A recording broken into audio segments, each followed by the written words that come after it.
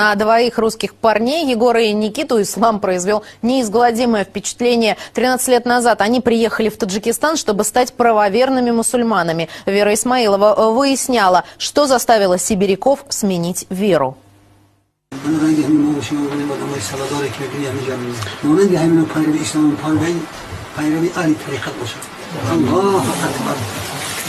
Мулла трижды спрашивает разрешение невесты на сочетание узами брака и зачитывает священные суры из Корана. Свадьба русского парня и таджикской девушки проходит по всем канонам ислама. Правда, теперь Никиту зовут Абдул-Рахим.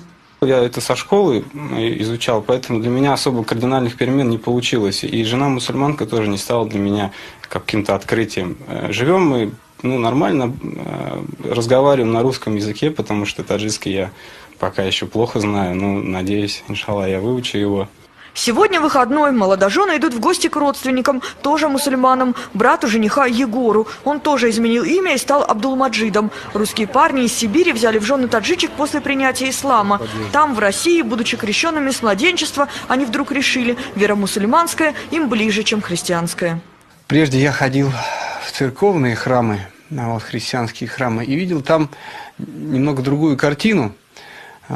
Людей в основном как бы с горем, обремененный каким-то горем, то есть какой-то проблемой приходят, и там есть такая обстановка немножко грусти.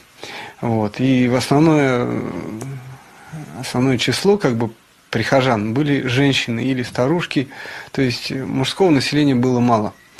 А здесь я увидел совершенно другую картину, то есть полноценные взрослые мужчины,